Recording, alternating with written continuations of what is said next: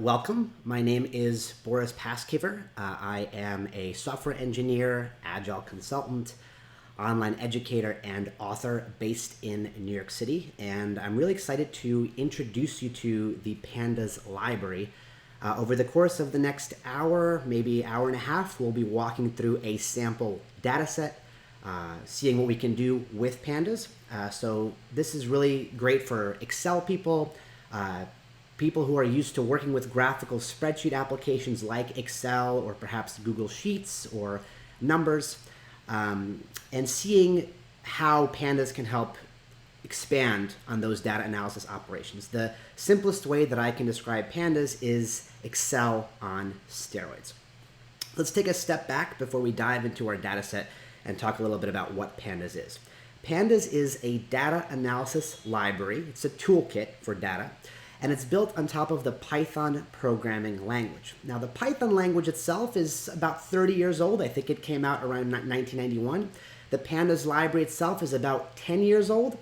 It began as a pet project by a man named Wes McKinney.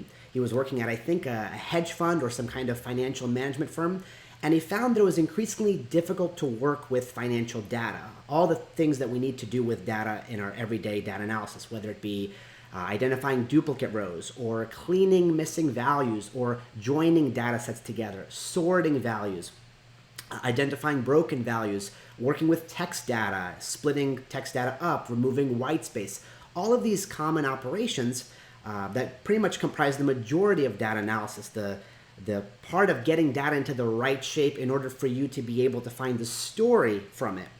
All those data analysis operations he found were not particularly easy in the solutions available to him. So he built Pandas to solve that problem. Eventually it became an open source solution. Lots of developers came on board, started contributing to it, and now it's a huge data analysis library. In fact, Pandas is so popular today that it's largely credited for the growth of the entire Python programming language as a whole. The way trends are going, Python is on track to become the most widely used programming language in about a year or two, according to things like Google search trends. And most of Python's huge growth and popularity has been attributed to the role it plays in the data science ecosystem. And Pandas many times is sort of the nucleus of that, the epicenter of that. Python is popular for a wide variety of these data applications, whether it be machine learning or natural language processing. And Pandas is kind of the toolkit that sits in the middle that allows you to get the data into the shape that you need it to be in for an analysis, or to feed it into any of these additional tools that you need to work with. All right, so let's get into the actual heart of this live stream, the heart of this tutorial. We're going to be walking through a sample data set. I want to introduce you to that data set right now. So hopefully you can see my screen. This is the Jupyter Notebook, or the development environment in which we're going to be writing our code tonight. What's really great about Jupyter is it has this trial and error approach to writing your code. So you can write any code you want in any of these cells, you execute it, and the notebook gives you immediate feedback. So as a simple example, if I type in 1 + 1, and I execute it, you can see we're going to get 2 below. And that's really great when we're analyzing something like a data set, because we can try a different snippet of code, see the result, see the output, see if it fits what we're looking for, and if not, we simply modify the code, rerun it again. There's no need to save files or to run Python from the terminal. We just keep this kind of ongoing feedback loop going in order to practice. And in the spirit of being on Twitch, I've decided that we're going to be analyzing a video game sales data set. So this data set is taken directly from Kaggle.com.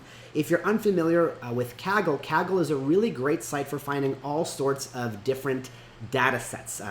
In addition to the actual data sets themselves, you're going to find people's analyses of them. So if you'd like to explore how other people think about a problem, it's a really great place to start. And as I scroll here, you can see all kinds of great data sets are available. All space missions from 1957, heart failure prediction, women's international football results, top chess players. There's all kinds of these great statistics. Some of them are totally random. Some of them are public government statistics, all kinds of great stuff. And in the spirit of being on Twitch, I searched for a video game data set, and I found this video game sales data set right here from Gregory Smith.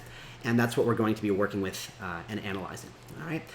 So I have my Jupyter notebook right here, and it's in the exact same folder as my CSV file, my comma separated values text file that's storing my actual data. So let's begin by importing Pandas and simply importing this data set, this plain text, into a Pandas data structure. And if anybody watching here is more of an Excel person who doesn't have a lot of familiarity with Python or programming, don't worry. I'm going to try to keep things as non-technical as possible, just giving you a big picture overview of what's going on here. All right. So in here, in my Jupyter notebook, I'm going to begin by importing my Pandas library. There's a wide variety of Python libraries. There's hundreds of thousands of them. I want to specify that I want to use Pandas. So I'm going to import Pandas, and I'm going to assign it a popular alias. An alias is just an alternate name we give to a library so we don't have to write out the full name later on. Pandas is 6 letters. It's a lot to type. People make mistakes. So we commonly give it the alias of PD. So here I'm going to write import Pandas as PD. And once I execute this cell, Pandas is imported, and I can reference all of its available functionalities straight through PD. So let's begin by showing you how we can import a data set. Pandas actually supports a wide variety of file types that it can import. I'm just going to show you a list here of all that is possible. Let's see here if I can get my autocomplete to show up. Let's see here. One more time, pd.read.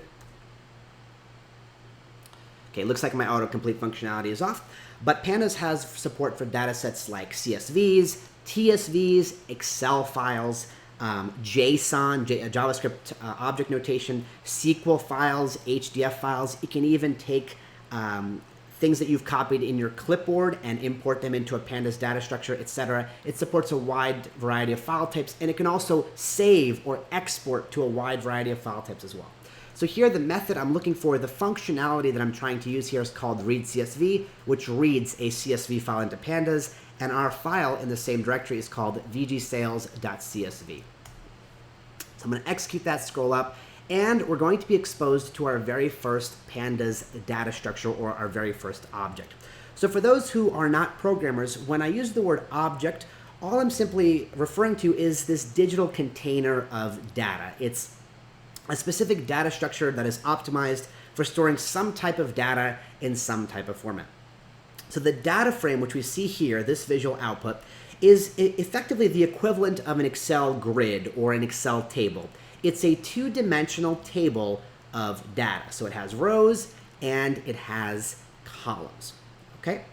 So the reason it's two-dimensional when I use that term, all that two-dimensional means is that there are 2 points of reference that are required in order to extract any single point from the table. So for example, let's say I wanted to get this value right here in the genre column of role-playing. How can I extract this specific value? Well, I can't simply say use the genre column because there's a ton of values in this column. There's actually 16,598 values in this column alone. So simply giving me the column, giving me one reference point is not enough. Similarly, if I were to say give me the value from row 4, well, row 4 is not enough of an identifier either because there's a lot of values in row 4, rank, name, platform, year, etc. So in order to get role-playing here, I need the intersection of the row and the column. So because I need 2 points of reference, it is a two-dimensional data set. That's all that we mean when we talk about dimensions. It's how many points of reference we need to extract any point. So if you have a single column of data, it can be called a one-dimensional data structure because you only need 1 point of reference, the row number, in order to extract any value. All right? The number of rows and the number of columns is irrelevant. If we have 1 million rows and 1 million columns, it's still a two-dimensional data set. All right, let's take a quick look at what we have in this data set. We have the name of a video game. We have the rank it has on the list, and it looks like, in general, this data set is sorted by the total number of global sales, or millions of copies that this video game has sold worldwide. So it looks like Wii Sports has sold 82.7 million copies. We can see a breakdown by region, so North America, Europe, Japan, and other countries. And for each video game, we also have the platform or the console that it was released for, the year of release, which you'll notice is going to have floating point values. Notice that this is fundamentally a year of 2006, but it's stored as 2006.0. We'll talk about why that is a little bit later. We also have a genre of the type of game, the category, as well as the publisher. So in this case, Nintendo. All right. So once I see this data set, I can decide to modify it, modify its import, manipulate it, etc. So let's talk a little bit about these numbers we see on the left-hand side here. This is what's called the index. And the index is basically an identifier for each row. So if we don't specify any of our columns to serve as the index, Pandas will generate an automatic numeric index starting from 0. So here you can see the first row is assigned an index of 0, the second row is assigned an index of 1, all the way to the end of the data set. It's just some kind of identifier that can be used to mark a row. So Pandas is actually pretty flexible in that the index can be set to be any type of data type at all. So we can have our index or our identifier for each row be a piece of text, it can be a number, it can be a floating point. It doesn't even have to be unique. So our index values here, or our index labels, as they're sometimes called, can contain duplicates. Ideally, though, it's really great if the index does not contain duplicates, and it's also really ideal if it's sorted in some kind of order, ascending or descending. In general, whenever you have a collection of data that is sorted, there's a lot of optimizations you can apply to make extraction a lot easier compared to if it's unsorted. A good example is something like a dictionary in real life. The reason that it's really easy to find a word in a dictionary is because it's ordered, because you can cut the result set very quickly by simply moving in the right direction. It's the same idea here. So in general, it's a good idea to keep a sorted index. And in general, I would say, even though Pandas allows it, it's generally a good idea to have an index that is unique as well. So we have a rank column that I think would serve as a really good alternative index because it's basically serving the same purpose as the automatically generated index. It's just an identifier for each row. It's a unique identifier for each video game. So the way that I can set this rank column to be my index is by providing an additional parameter here to my readCSV method. A parameter is just a customization setting. It's some kind of option that I'm altering here. And all I'm going to say here is I want to use the rank column. So now we're going to re-import the CSV, and you're going to see it's going to set the rank column now as the index.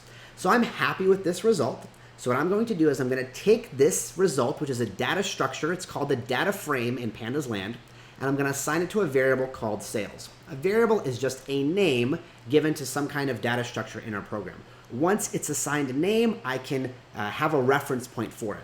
So now we're not just referencing the CSV, we've taken its contents, we've loaded it into a data structure that is saved in memory in our program, and we can reference sales in any of these cells, and we can see the exact same data structure that we previously saw. And we can continue to perform all kinds of operations, calculations, things on it as well. All right, so let's talk a little bit about attributes and methods. An attribute is a characteristic or a detail that is available on an object. It's something you can ask the object about its internal state, its makeup, its characteristic. So for example, there is an attribute called dtypes that is short for data types, and that's going to tell me the data type of every column.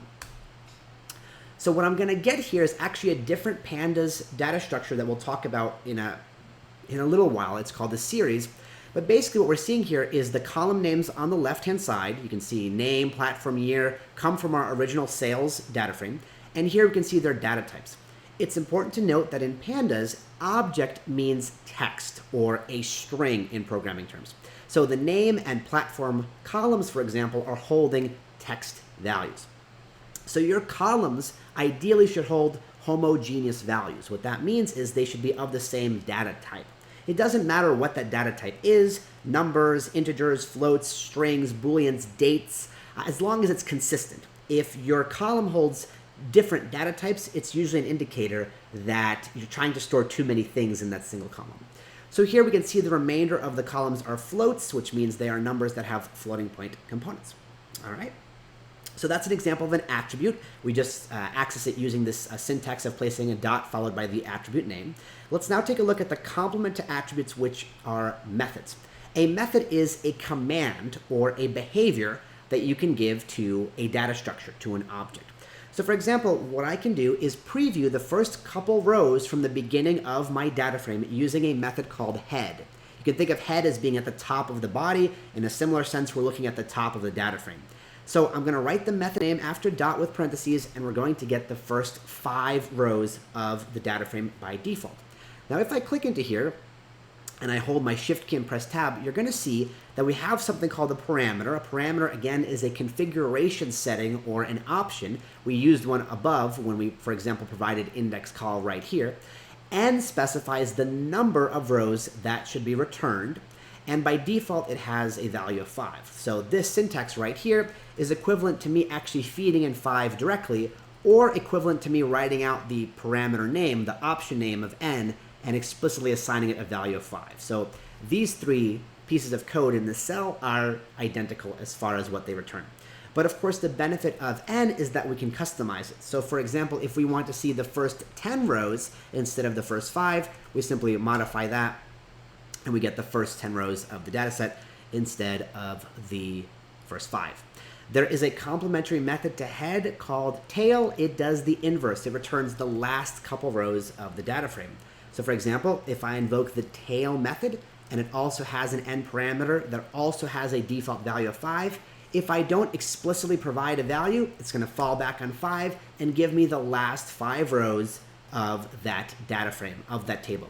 And if I customize it, like something like N equals, let's say 8, I'm going to get the last 8 rows of this data frame. All right. All right, let's move on to our first kind of data analysis-like operation, which is going to be sorting values. Let me take a quick second to take a sip of delicious water. All right, so let's take a look at what we're working with right here in sales. Here's a preview. And as we mentioned earlier, the video games are sorted in order of their sales from the greatest sold to the least sold. Let's say I'm curious to sort this video game this video game data frame in alphabetical order. So I want to sort it by the values in this name column. So there is a method available on a data frame called sort values. It's going to be invoked in the exact same way that we just used the head method above. So we write the method name out. It's just an operation. It's a behavior. It's something we can tell the object to do. I want you to sort your values. And the first parameter we provide here can be the name of the column that we'd like to sort by. So here, in double quotes, because it's a piece of text, I'm going to tell Pandas that I want to sort this data frame by the values in the name column. So when I execute this, I'm going to get a brand new data frame, and you're going to see it's going to be sorted in alphabetical order ascending. And when it's sorting text alphabetically, numbers come first. In fact, I think this little apostrophe comes even before anything else. So you can see it's going to start with numbers. It's actually going to proceed all the way past the symbols. Here we have dot, and here towards the end of the data frame, you can start seeing we're getting to the U's and the W's and even these characters right here. So it's sorted it in alphabetical order. So it's what's called an ascending sort, and that is specified by a parameter here called ascending, which is set to true by default. All right. So this syntax right here is equivalent to this syntax right here. It produces the same result. We can customize this. So for example, if we want to sort the values in the name column, but do it in descending order from the end of the alphabet to the beginning, we can customize and modify this argument from true to false. So now we're going to get a new data frame sorted in descending order, the end of the alphabet all the way to the start of the alphabet. All right. Here's another example. Let's say I want to sort the values in this data frame by the platform, by the actual video game console that it came out on. It's as simple as just using the same method, but providing it a different input. We now want to sort by platform. And we're going to see here, we're going to start with the 2600s and move up or down to the Xbox One. All right. A couple important things to note here that weren't mentioned earlier. This is a pretty big collection of data. We have almost 17,000 rows by 10 columns. So what Pandas is actually doing here is showing us the first 5 rows, then truncating or leaving out the middle, and then showing us the last 5 rows as well. All right. Now the cool thing is each one of these methods that we've called so far produces a brand new data frame object. And that data frame object is going to have the same family or collection of attributes and methods as any other data frame. They're all the same fundamental data type. They're the same data structure.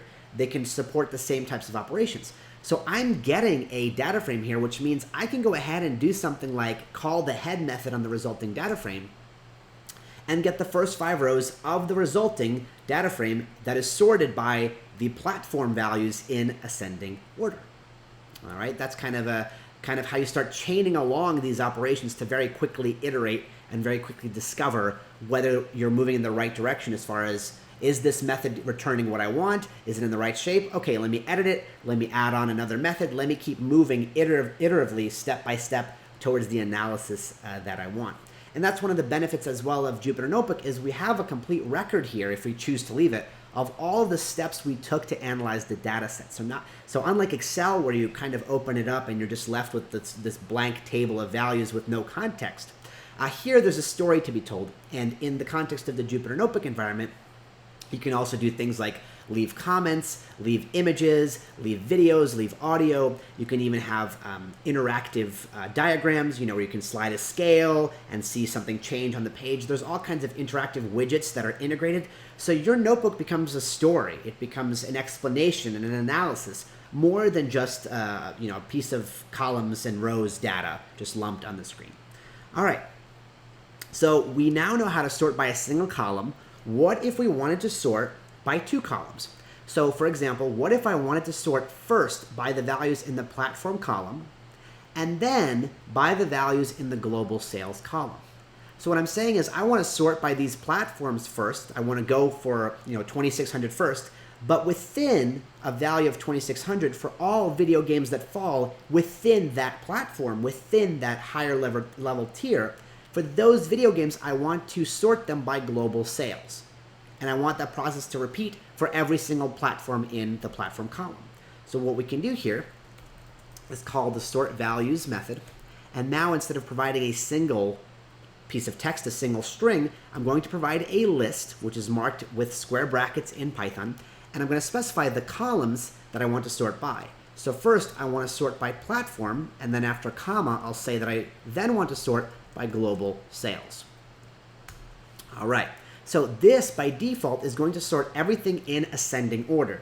So first up, the platform column is going to be sorted in ascending order. So we're going to see 2600, which is the number. Numbers come before text when sorting alphabetically.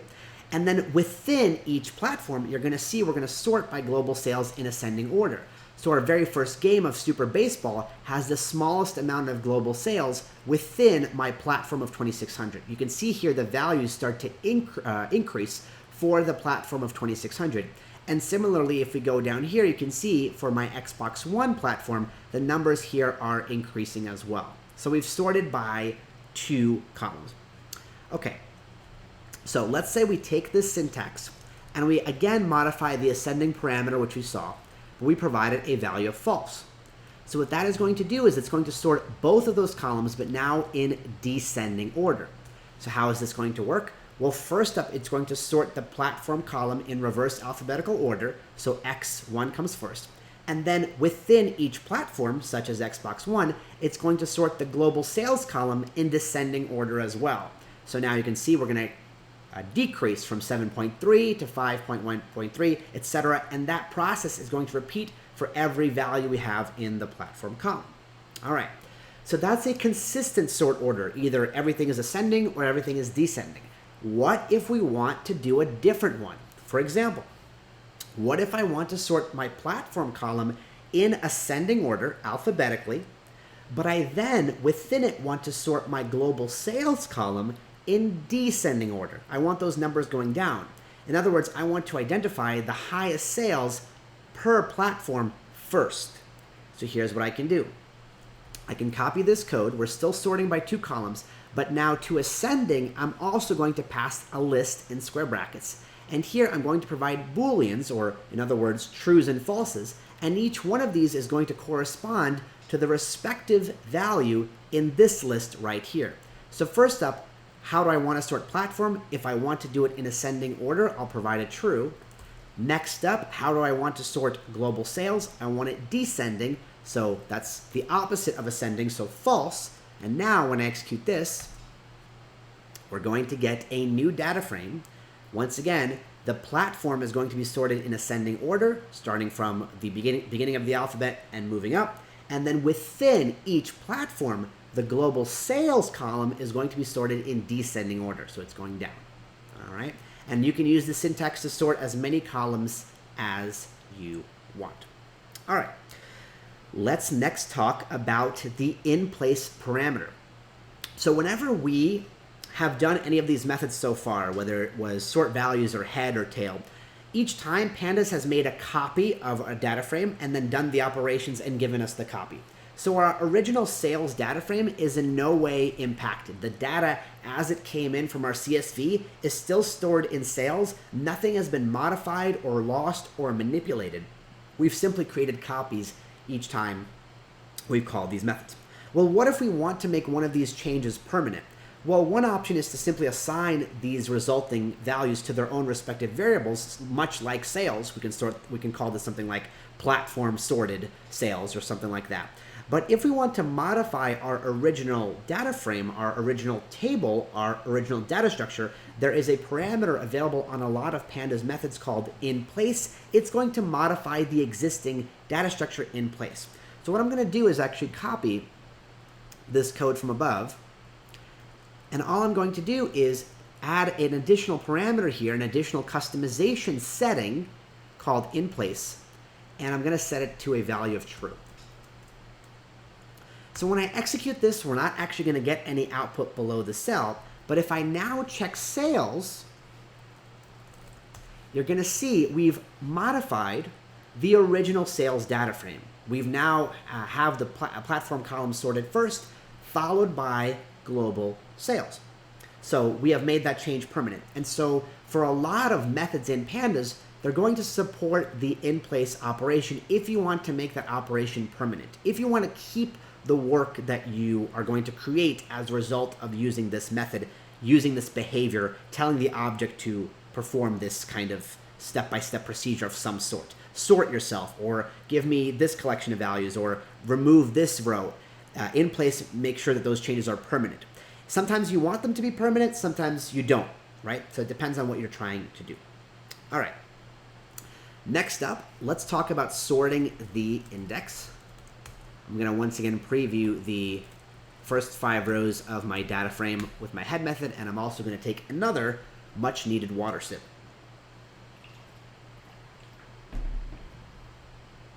Okay, so the index, as we talked about earlier, is this collection of labels on the left-hand side. They're highlighted in bold.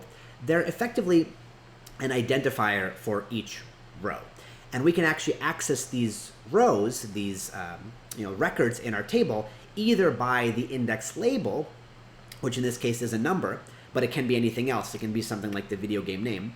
Or we can access it by the index position, the order that the row occupies among all the rows. So let's move on to our next problem. We started out with our data frame sorted by the index, which was the rank column, which was the rank of the video games in terms of their total sales. And now that's been completely jumbled up because we sorted it by platform and by global sales and made that operation permanent. So how can I sort the index? How can I sort this rank back to its original shape? Well, just like there's a sort values method, there is a sort index method. So I'm going to invoke it. And you can see right here, it's going to give me the data frames rows sorted by the values here in the index. All right. Once again, by default, it's going to be in ascending order. So for a number or a collection of numbers, it's going to start at the lowest number and proceed to the greatest one. That is set, of course, by a parameter called ascending, the exact same name as we give to the sort values method. So ascending here equal to true gives us the exact same result as being invoked by itself. If we want to sort the index in reverse order, in descending, we can do it like so, and it's going to proceed from the greatest to the smallest. All right. So what I want to do is get us back into our original shape. So what I'm going to do is do an ascending equals true. And just like sort values, sort index also has an in-place parameter. We can see it right here. So I'm going to provide that an argument or a setting of true. So now when I take a look at sales, we can see it's back in its original shape. the way that it came in, imported from the CSV. So nothing is ever lost as long as you don't delete columns. If you sort in one direction, it's easy to sort back in any other direction. All right. Next up, let's talk a little bit about optimizations, some small optimizations we can do for this data set. So there is a helpful method called info, which is going to give us a nice summary of the data frame as a whole. We're going to be able to see how many total rows there are. We're going to see the number of columns. And for each column, we're going to be told the data type as well as how many non-null values that it has. So this is our first introduction to the idea of nullness. So there are going to be circumstances in real-life data where data is going to be missing, where there simply is no value provided for a given intersection of a row and a column. In the CSV file, it can literally just be 2 commas in a row. There's just no value provided. So we haven't seen any of this yet in our data set, but Pandas is going to place a specific designation in any cell where there is a missing value, and that is called NaN. It's going to look like this. It's just going to be a capital N, lowercase a, capital N.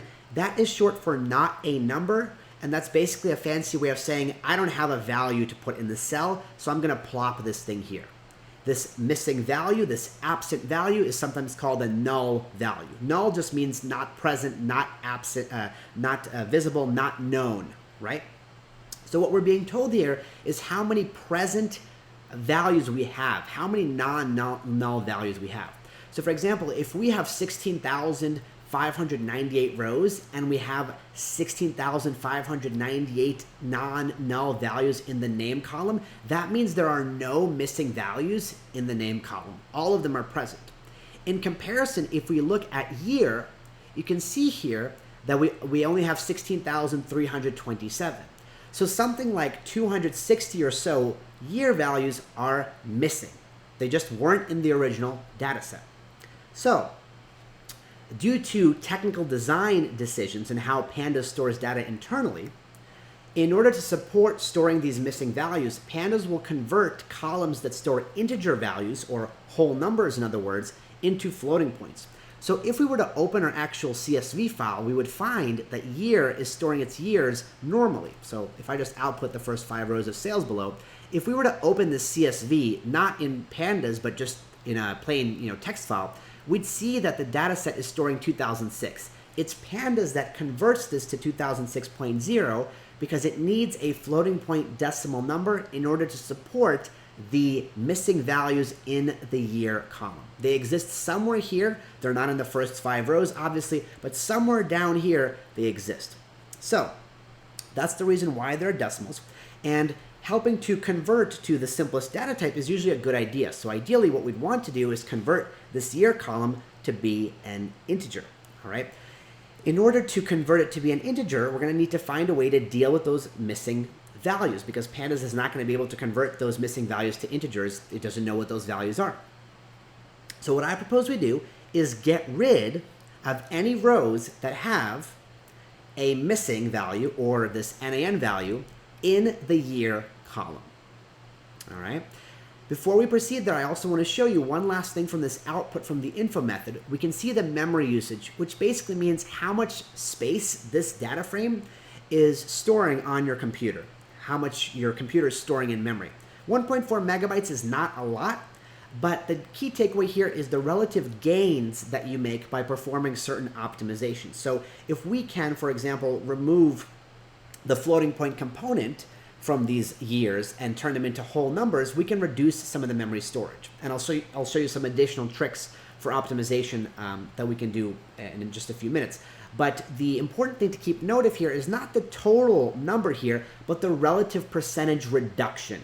How much are we reducing? Because if we reduce this down to something like 1.0, that may not seem like a lot, but that is close to a 33% decrease. So if you're dealing with a data set that is 2 gigabytes instead of 1.4 megabytes, a 33% reduction is pretty staggering. So the important thing is the relative decrease versus the actual number itself. We shouldn't worry too much about that. Okay, so the method I want to invoke here is called drop_NA. Just like the name suggests, it's going to drop or remove NA values. Now we can provide here a parameter called subset, and subset accepts a list representing the columns that I want to target. So these are the columns in which Pandas is going to look for null values. And if that column has null values, the entire row that has that null value will be removed. So I'm going to, for example, provide year here. That's the column that I want to look for. And we're going to get this data frame. So notice that if I want to find out how many rows are in my data frame, I can scroll back up here. We can see we have 16,598. But in this return data frame, we have 16,327. That makes sense. Those are all the rows that have a valid year. Okay, so I like what I have here. I like the fact that my rows with a null value in the year column have been removed. So I'm going to keep these changes and provide the familiar in place equals true parameter. So now those changes are permanent and I have my shortened data frame. All right, so now what I can do is convert this column from a floating point column to an integer column. It's a lot easier to convert now because there are no missing values and Pandas is not going to get confused. So let's talk a little bit about how we can reference a column. The way we do so is we reference our data frame, we provide a pair of square brackets, and then in quotes, because it's a string, it's a piece of text, we provide the name of the column. So I want to target year in this example, and we're going to pull out just this column. Notice that the index from the data frame will also be kept right here. Right, so we see 1, 2, 3, 4, 5. That's coming from rank right here. And then right here, we see only the values from the year column. Okay? Now, this output that we're seeing here is a different Pandas data structure. It is called a series object. A series is basically a one-dimensional labeled array. All right? So basically, the simplest way to think about it is if a data frame is a table, if it's a collection of rows and columns, then a series is just one column, right? It's a one-dimensional data structure because it only needs one point of reference. It either needs a index label or an index position in order to identify any given value, okay? On this series, there is a method available called asType. asType is going to convert the values in here from one type to another. Right now, it's a floating point number, but I can provide an argument here of int, that is short for integer, and I'm going to get back a brand new series where all of my years are now stored as integers. Now, simply doing this does not modify the year column that's being stored within my data frame. So what I actually need to do is to overwrite it. The way I do this is I'm going to copy this code, this reference to my column. I'm going to put it on the left-hand side and then provide an equal sign. The easiest way to not get confused about this is to always remember that what happens on the right-hand side takes place first. So Pandas is going to reference my sales data frame. It's going to take the year column. It's going to convert the values in there to an integer.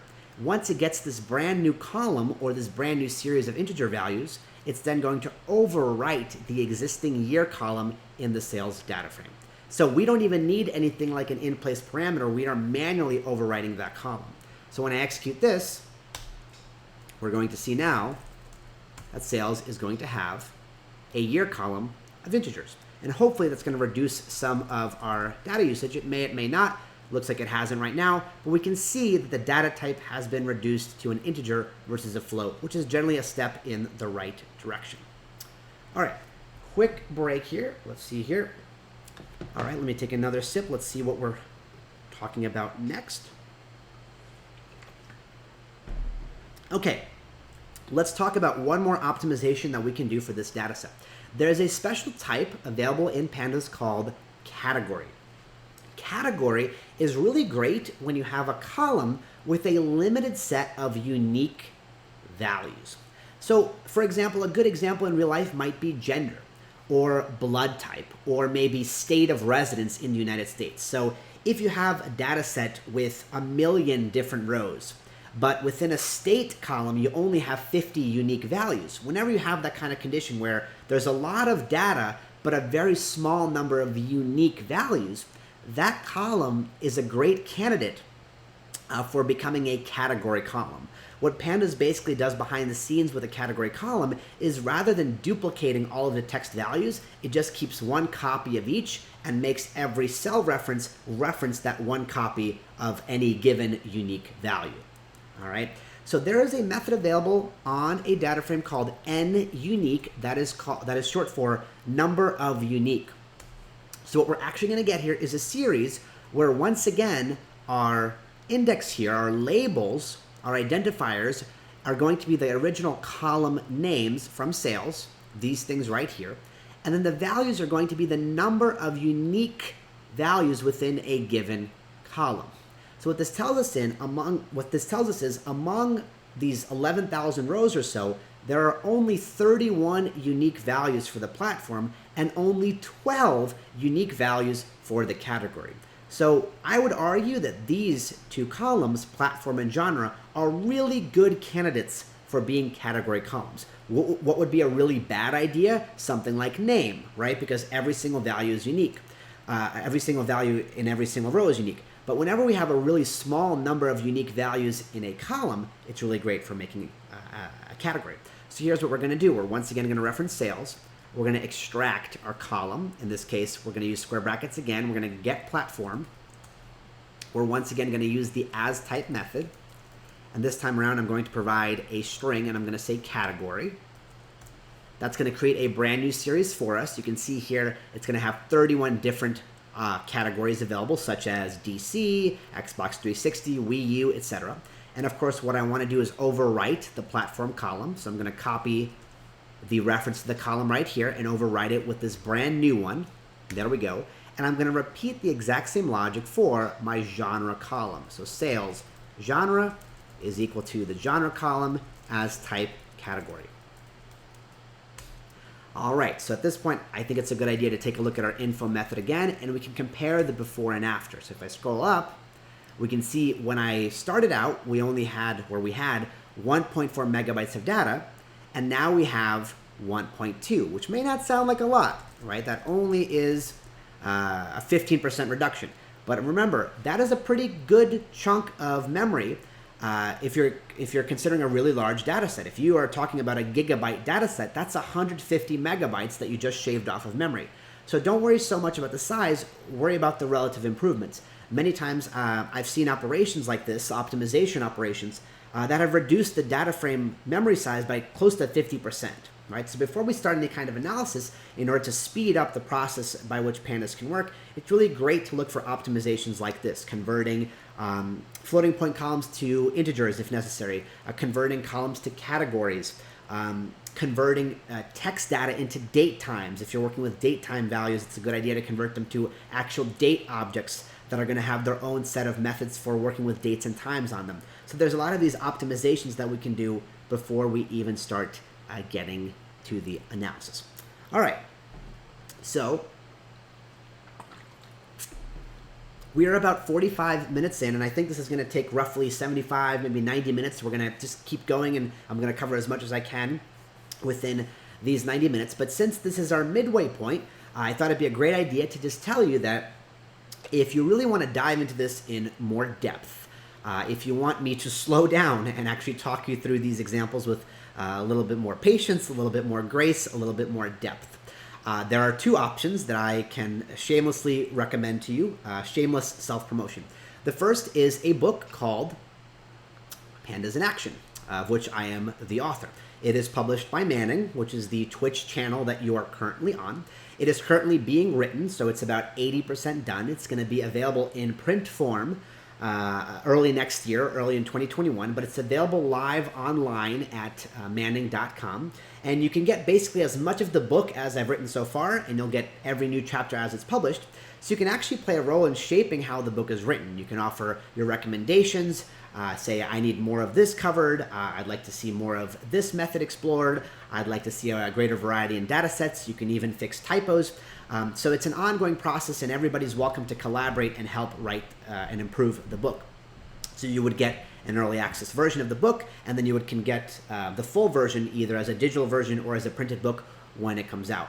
So just for today, Manning is running a special promotion. It's called the Deal of the Day, and you can find it at manning.com/DOTD, Deal of the Day, and you can pick up the book for something like 40 or 50% off. Looks like here it's 50% off. So huge savings on the book. If you are a textual learner and you prefer to read a lot, it's a pretty big book. I think right now it's about 400 pages. It's on pace to be about 500.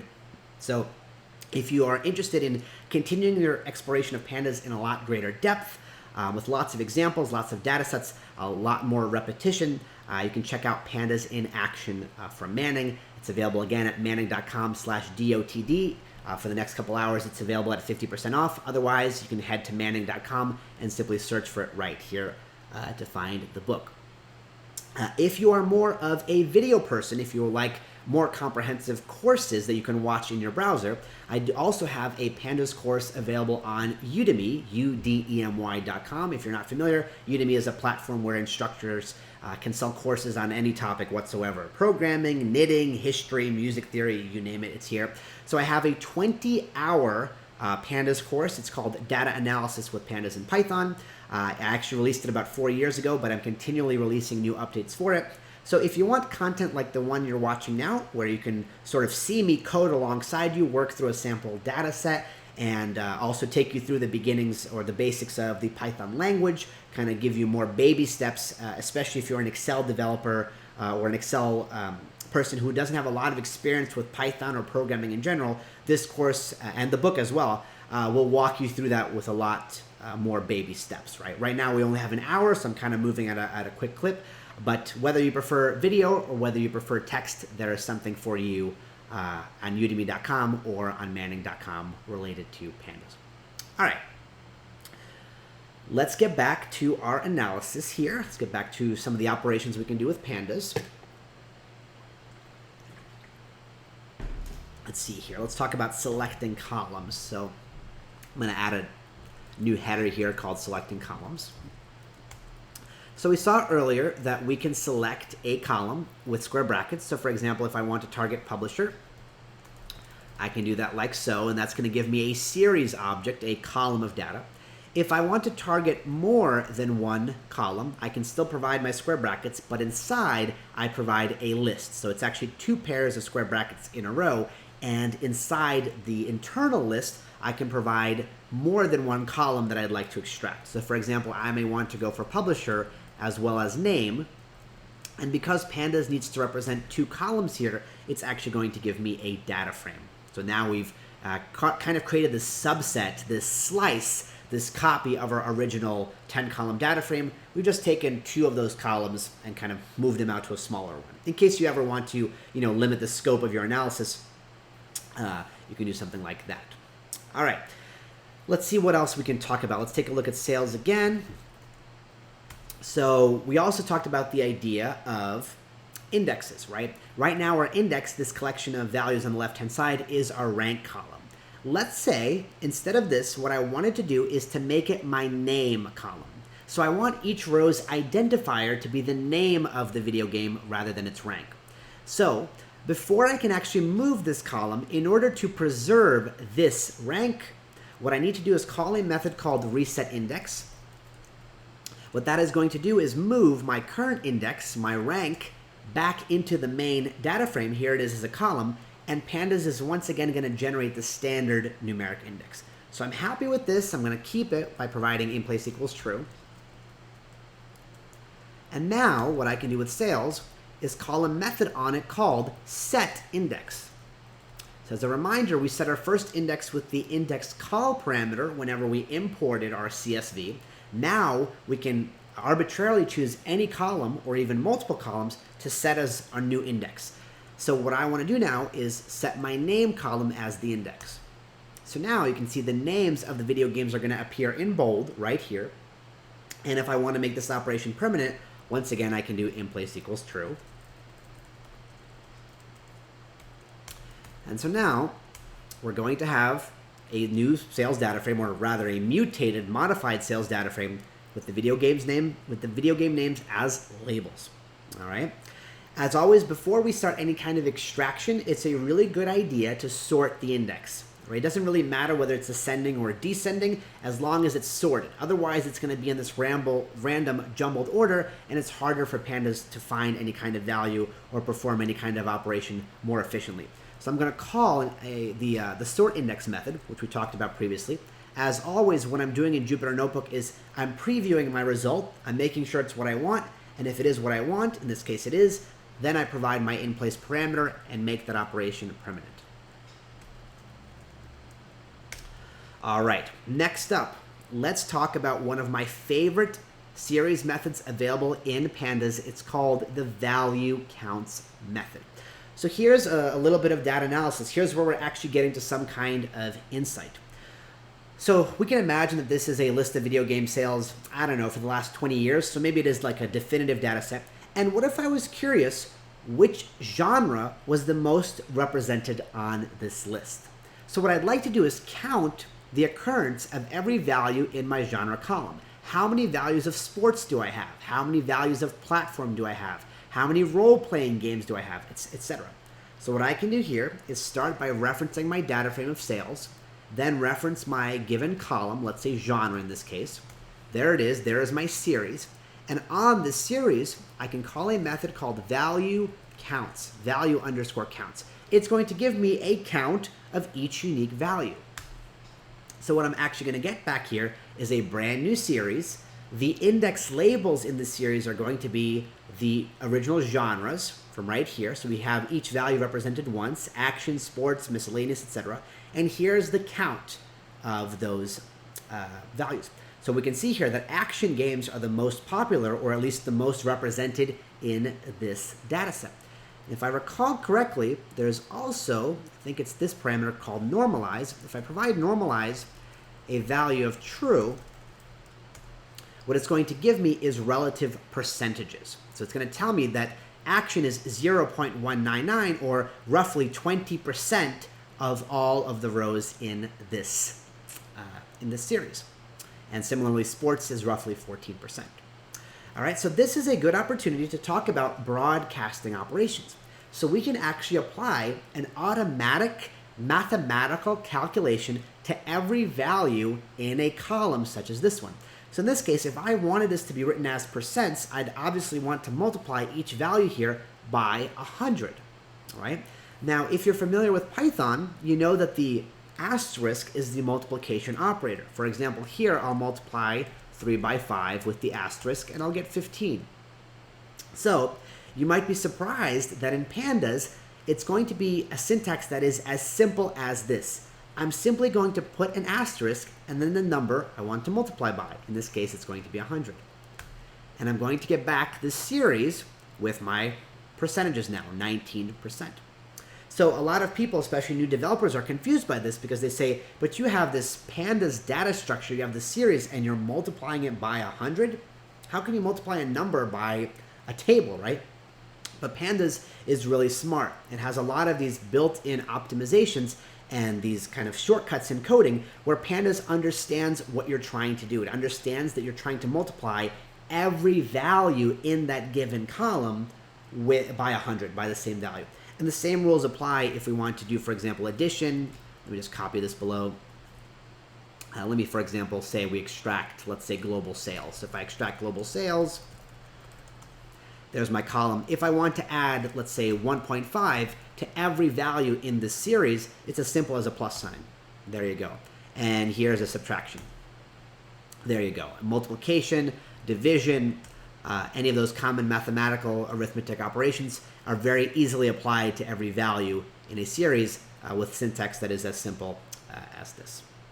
All right, let's take a look next at selecting rows. I'm going to preview the first 5 rows of my sales data set again. And as always, since I've been speaking for 55 minutes straight, I'm going to need a little sip here.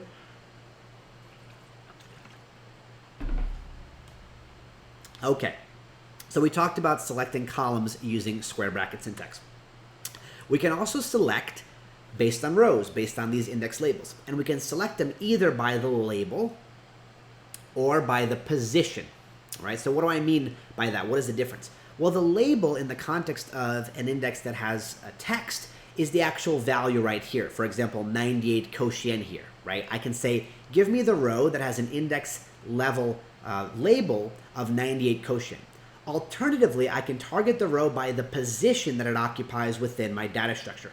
This is the first row, which means it's given a position in order in line of 0. That's a big point of confusion for a lot of people new to programming. In programming, we start counting at 0. instead of 1. But otherwise, the logic works the exact same way as you might count something in real life. So we start at 0, this row is 0, this row next is 1, 2, 3, 4, etc., all the way to the bottom. So we can reference a row either by its name, by the index label, or by the position of the row amongst all of the rows. So let's begin first by name. So on sales, I'm going to use a special accessor. It's not quite a method. It's not quite an attribute. It's actually something called a property. We don't want to worry too much about it. But I'm going to do something called loc, which is basically short for location. I'm going to provide a pair of square brackets. And then what I'm going to provide here is the index label of the row that I want to extract. So let's say I'm looking for the video game of Wii Sports. I'm simply going to enter it here. It's going to identify it in this collection of data. And it's going to return that row's information to me as a Pandas series. So somewhere in this collection of 16,000 rows, there is a name of Wii Sports. Pandas is going to locate it within a couple milliseconds and give me that row's respective values as a series right here. All right. If I want to target a specific value in a cell, a value at an intersection of a row and a column, well, then I also have to provide a column, right? So Wii Sports is my row. I can also provide a comma here and a second argument, a second value of the column whose value I want to target. So for example, if I provide something like platform, this is going to give me the single value that sits at the intersection of the Wii Sports row and the platform column. And that is going to be Wii. Makes sense. The platform is Wii because that's where Wii Sports came out on. All right. It's important to note that Pandas data frame indexes support duplicates. That is something that makes it distinct from something like a Python dictionary, which must have unique keys. So for example, if I search for a value like Grand Theft Auto 5 right here, you're going to see there's actually multiple entries for Grand Theft Auto on different systems, right? Different platforms. So because this value matches multiple index labels, it's just going to extract all of the ones that match. So you can see how easy it is to query for rows based on something like a basic name criteria with syntax like this. All right, and this is just a brand new data frame, and on this data frame we can continue our manipulations, whether it be invoking methods, extracting series, etc. All right, if we want to do multiple values, what we can do is use loc and provide a list as my first argument. So for example, I can say I want Wii Sports, and I want to also get the rows with Grand Theft Auto 5. So that's going to get me all of the index labels that match that. And of course, if I want to provide columns, I can provide either a single column name here like platform, or I can provide a list. So maybe platform, and maybe let's try global sales. And that is going to give me a new 2-column data frame. It's going to extract the platform and global sales column values for the rows that have a label of either Wii Sports or Grand Theft Auto 5. All right, let's move on to filtering. Filtering meaning extracting a subset of rows based on some criteria being met. So let me give you an example here. Let's say I want to find out all of the games on this list that have a publisher of Square Enix. Square Enix is a popular company. They make all of the RPG games like Final Fantasy. Maybe I want to see all of the games that they have on this list. How can I do that? Well, I could set it as something like the index and use the method that we just saw above, but Pandas supports a lot of simpler ways to extract rows based on a condition. So I know I'm going to need to target values in the publisher column, so I'll begin by targeting that column. Here it is. And these are the values here. These are the actual company names. We're keeping the original index labels of the video game names. So what I can do is actually compare every single value here in my publisher column with a given string, with a piece of text. So I'm going to provide 2 equal signs. That is the Python equality operator. And I'm going to check for the string of Square Enix. So once again, a lot of people are surprised by how elegant Pandas is because they might be saying, how can you possibly find equality between a column and a piece of text? But remember, Pandas is smart enough to realize that what you're actually trying to do is compare this piece of text of Square Enix to every value in my publisher column. So what it's actually going to return here is going to be a series of Booleans, trues and falses. False means that the string or the publisher is not equal to Square Enix, and true means that it is. So right now all we see is falses, but somewhere in these 16,000 rows in the middle, there are going to be a bunch of trues. So what I can do is this. I can copy this code right here, which is generating this Boolean series. I can write my original data frame, put a pair of square brackets, and then paste the code I have above. So within the square brackets after sales, we pass some kind of Boolean series, like the one we see output below. Pandas is going to find the true values, and it's going to keep only those rows that have a true.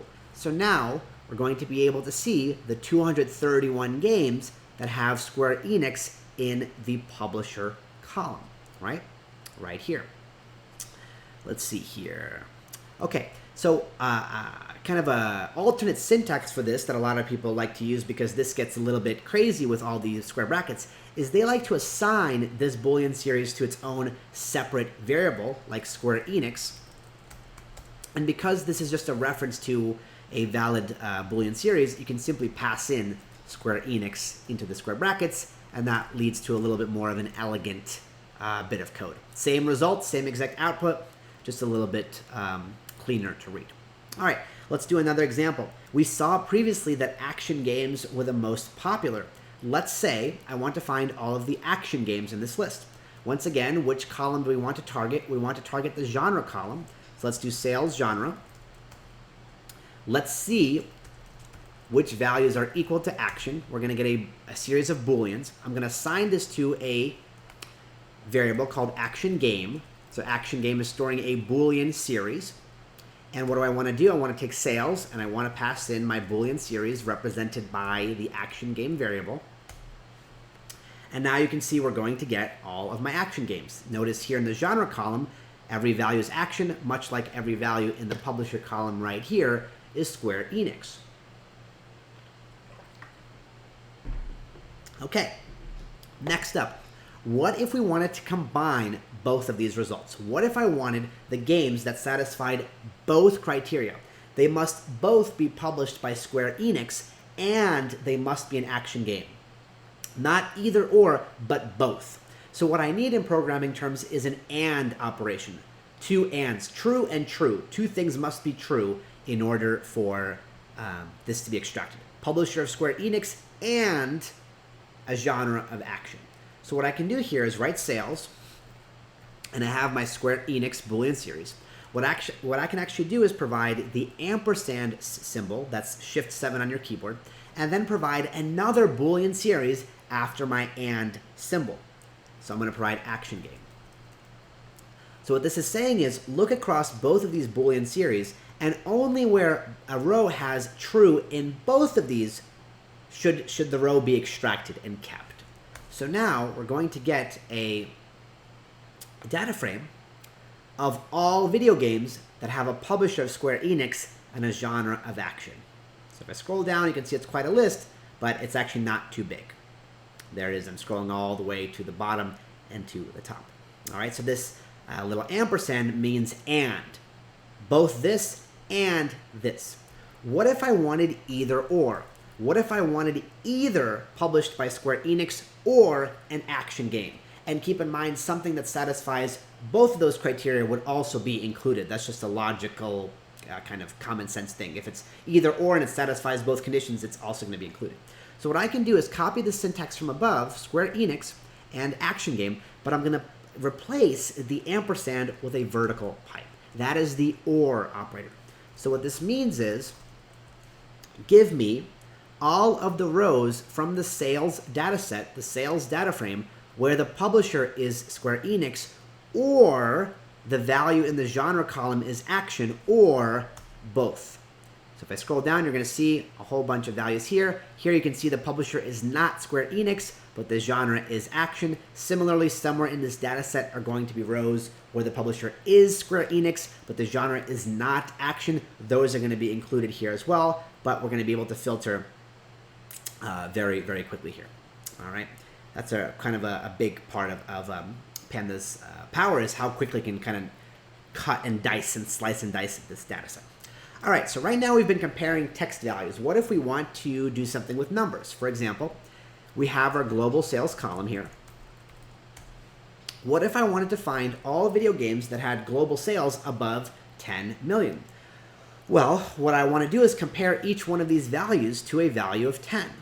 I want to see if they're greater than 10, because if they are, I know they've sold over 10 million copies. Well, just like we saw broadcasting earlier with plus and minus and multiplication and equality, we can also do something like the greater than operator.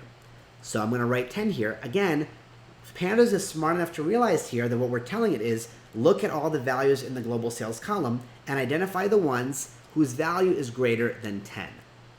So we're going to get a Boolean series. I'm going to assign this to a variable like over 10 million. And then if I take a look at over 10 million, by passing in that Boolean series in square brackets, we're going to get a list of the really high selling games that have sold a ton of copies globally, over 10 million. All right. There's a lot of these really powerful filtering operations that are built into Pandas. Let me give you another example up ahead. So let's say I wanted to find all of the games that have a year between 1991 and 1995. Right? So I could, in theory, use my AND operator and create two Boolean series, one saying that the year must be greater than 1991, and one saying that the year must be less than 1995, and pull the AND operator and make that happen. But there is a convenient method available called between that does that for us. So what I'm going to do is reference my year column. I'm going to call the between method, and this method takes two parameters or two configuration settings. It accepts the lower bound, the starting point, and then the upper bound, the ending point. So I want to go from 1991 to 1995. That's going to give me another Boolean series, so I can assign this to a variable like early 90s game. And then below sales, early 90s game, pass in that Boolean series, and now we can see all of the 484 games that came out between 1991 and 1995. All right. Cool. So that's part of this filtering. There's a lot more options and tools, of course, available, and slicing and dicing text data in all kinds of different directions, Booleans, numbers, etc. But of course, we just are flying through here trying to show you a lot of what the library can do very quickly. Let's talk about aggregate operations.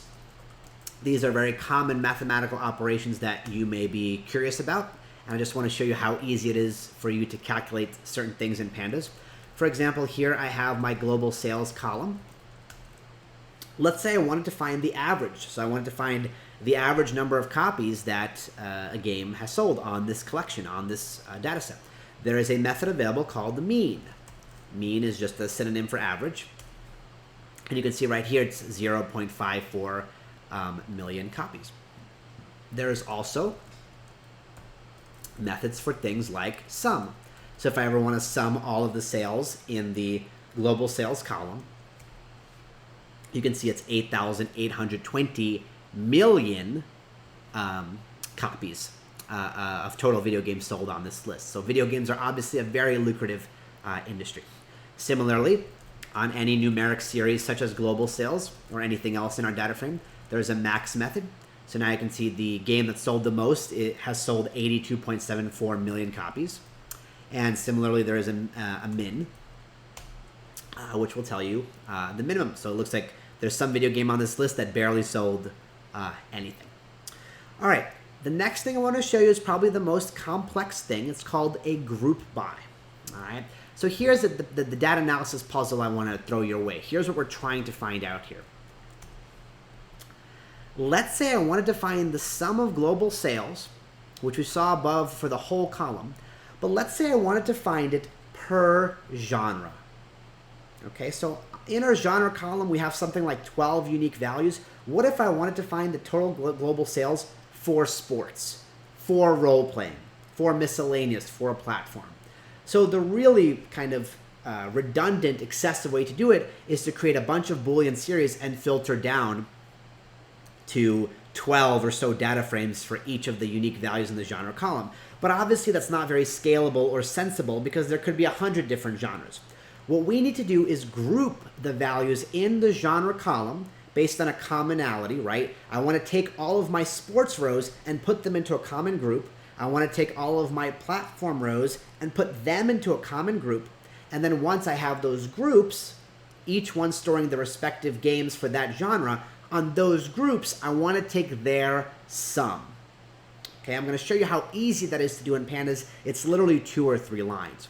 So the first thing I'm going to do is call a method called group by on my data frame, and I'm going to specify which column I want to create the groupings from. Which column do I want to look for values in, and then segment rows based on those columns' values. So of course, I want to target my genre column. So this is going to give me an output that is not fancy at all, but it's a special object called a group by object. I'm going to assign it to a variable here called genre group.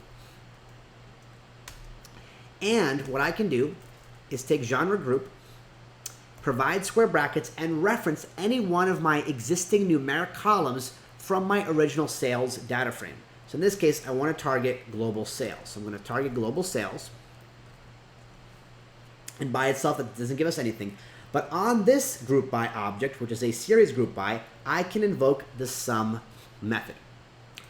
So it's kind of confusing and tough to explain, but what we're doing here in a short 2 lines of code is lumping together all of our genres into separate groups, into separate clumps, into separate buckets.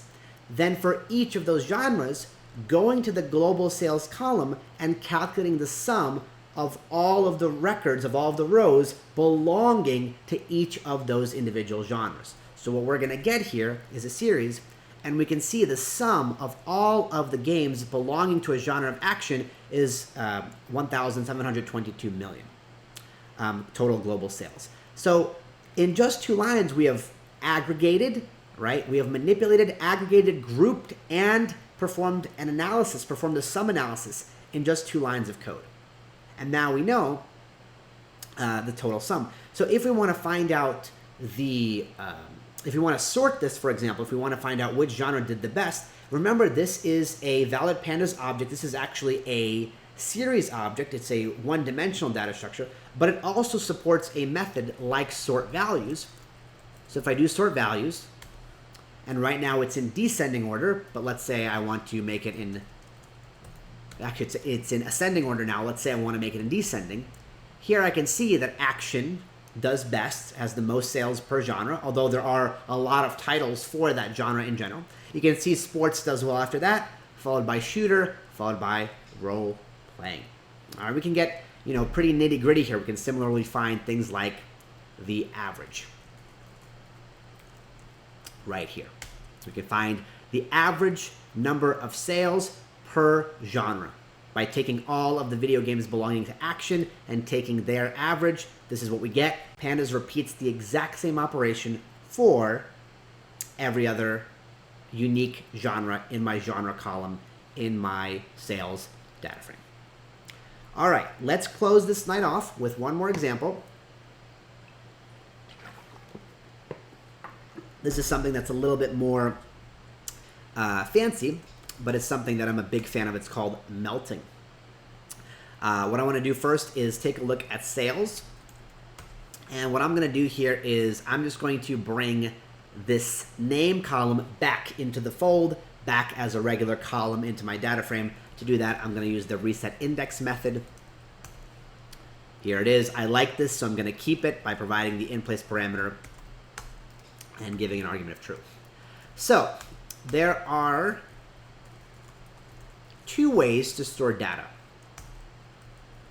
And it's not that I get them confused, but I'm scared of saying the same name twice because there's a lot of different synonyms for the same thing. There are wide data sets that stretch out, and there are tall data sets that stretch down.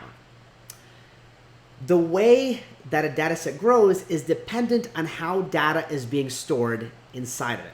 So this is an example of a wide data set, or at least some of the columns follow a wide data set. So I want you to focus your attention on these columns right here on the right-hand side. If you think about it, these columns fundamentally represent the same variable. It's the same piece of varying information. It's the sales, right? It's just that each column header is also specifying the region, right? We have North America, Europe, Japan, other sales.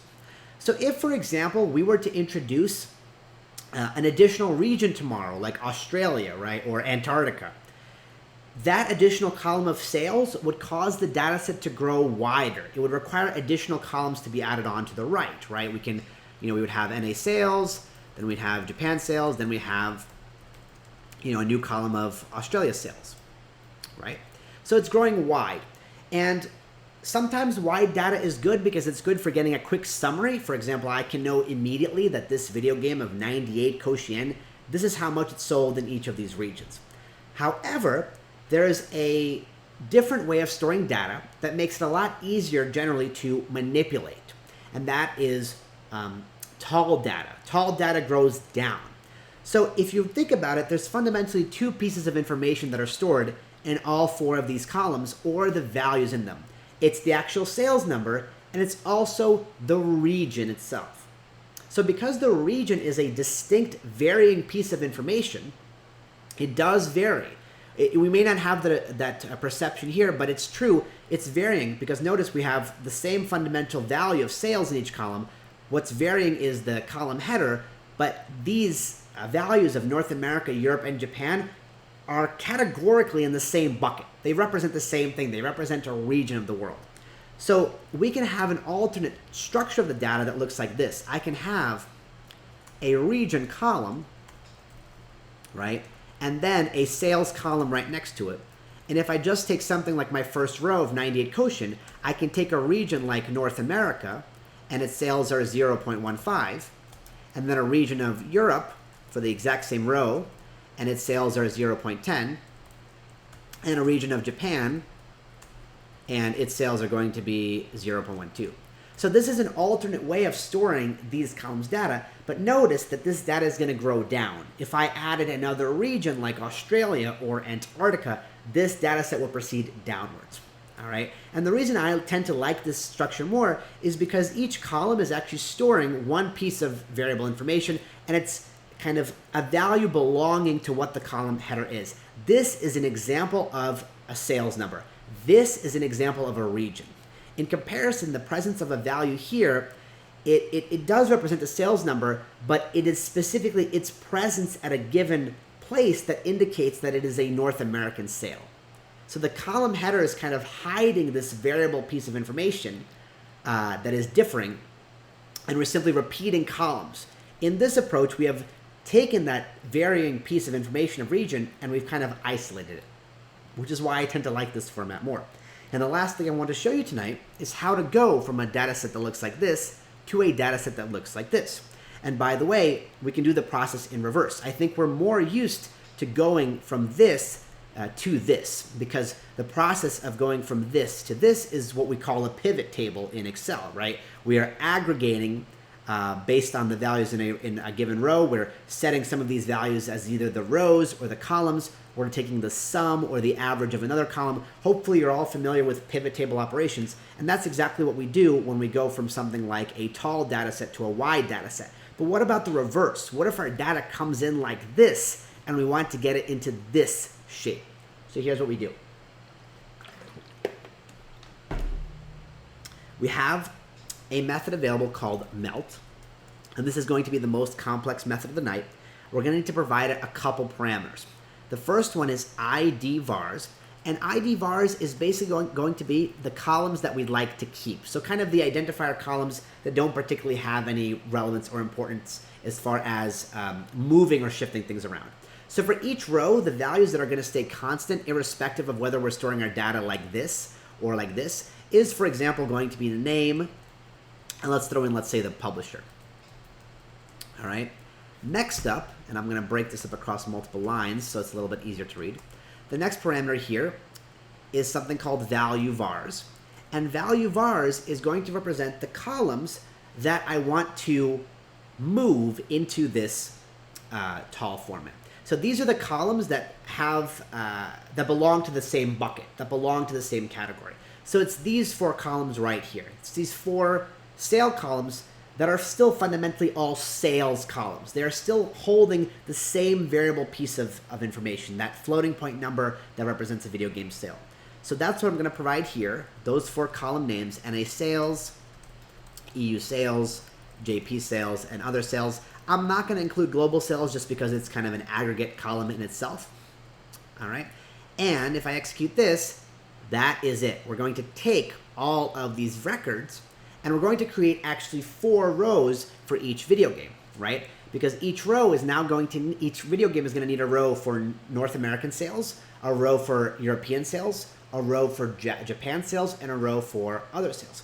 So you can see right here, we're going to begin with 98 Koshian, that's our very first entry right here, and we're going to get its value from the NA sales column, which is 0.15, and it's going to repeat that process for NA sales for every single video game. Then it's going to repeat the same logic for EU, repeat the same logic for JP, repeat the same logic for other sales, and you can see towards the end here, we're starting to see other sales. So you can see here the number of rows has drastically ballooned. It's now 65,000 because we have 4 rows for every original video game, right? However, what we've increased in terms of the height, we're significantly taller, we've also decreased as far as the width, right? Because there's a lot less columns here because they're now kind of condensed into these 2 columns. If I want to modify these columns' names, I can. So for example, instead of variable, I can call it region, and instead of value, I can call it sales. Let's see here, it's going to be value name. First mistake in 90 minutes, pretty good. Almost made it to the end, didn't quite make it. There we go. So now we have a region column specified here and a sales column specified here, and this represents the melted version of our original data frame. To melt basically means to unpivot, to do the opposite of pivoting, to take something that is essentially an aggregate or categorized set of data and then bring it back into a single grouping. So we've taken these 4 columns and we've now put those 4 columns into a region column, and each one is storing their specific sales. It's a lot easier to go from this type of data to this type of data. It's a lot easier to find, for example, the total sales or the average sales with a shape like this compared to one like this. All right. So that is melting. It's a little bit more of a, not the most popular operation, but something more complex that hopefully shows you some of the powerful features of the Pandas library. So we went through some of the basics, some common everyday operations like filtering and broadcasting, and then something a little bit more on the advanced side. All right. So we are nearing 90 minutes. We are nearing our end. That's all there is to cover here. I just want to say thank you again for joining me. If you are curious to learn more about Pandas, as I mentioned, there's 2 wonderful resources I can recommend to you. You can pick up my book, Pandas in Action, available from Manning.com. If you go to Manning.com/DOTD, you can get it for 50% off for the next 4 hours. Otherwise, it's pretty inexpensive. It's going to be published in book form next year. You can pick up an early access copy, so you can start reading it today, see it as it's updated, and then get the print copy when it comes out early next year. Manning is responsible for this Twitch channel and for putting this little tutorial together, so big kudos to them. Thank you to them. And again, if you prefer text, that's great. If you like your tutorials in video format, I also have a video course on Udemy called Data Analysis with Pandas and Python. Very similar to what we just went through, except instead of me rushing through what we just did in an hour and a half, that much content would probably take something like 3 or 4 hours. So this course moves a little bit slowly, a little more slowly, a lot more baby steps, a lot more examples, a lot more repetition, a lot more friendliness if you are unfamiliar with Python, if you're coming to this straight from Excel. All good. There's even a 2-hour Python boot camp in here so you can get comfortable with the language. So to keep things short, if you like your tutorials in video format, you can also check out my course. Of course, if you were to ask me, I would recommend both. Why not have the best of both worlds, video and text? Other than that, hope you've enjoyed this. Hope you've learned a little bit about what Pandas is capable of. It's really just Excel on steroids, plus a whole bunch of other fancy tricks and features that we didn't get into. There's a lot of things you can integrate Pandas with, like data visualization, There's all kinds of complex statistical manipulations you can do, other filtering operations. We didn't talk about things like joining together different data sets, so things like SQL joins, left joins, outer joins, right joins, inner joins, all that stuff. Working with text data, splitting text, identifying duplicates, categorizing by rank, identifying duplicates across one column, two columns, all kinds of different complex topics that are covered in more detail in the book and in the course and in the Pandas documentation if you're curious. So hopefully this has given you a good sense of all that you can do with Pandas. It's a great introduction to programming. It's a great next step in your data analysis journey. If you're an Excel person and you want to get into something a little bit more technical, it's a really great step into Python and programming in general. It's another huge benefit is it's a great exposure to the Python language, which is very generalist. You can take Python and use it in a wide variety of domains beyond just data analysis. So my story is I was a data analyst. I didn't go to school for computer science. I went to a job where I was required to learn Pandas, which led to Python, which led to me going to software engineering boot camp, which led to web development, and now I work as a software engineer. So data analysis led me to Pandas, which led me to my current career. So it can be done, and there's a lot of people who work with Excel who actually are doing programming-like things every day. They just don't realize it yet. So Pandas is a great bridge if you are somebody who's a data analyst who's curious about exploring more about programming. It's a really great bridge, really great segue into that. All right. That's all there is to say. Thanks for tuning in. Hope you enjoyed the experience. Hope to see you again sometime soon. And till next time, Pandas on. Best of luck in your data analysis journey.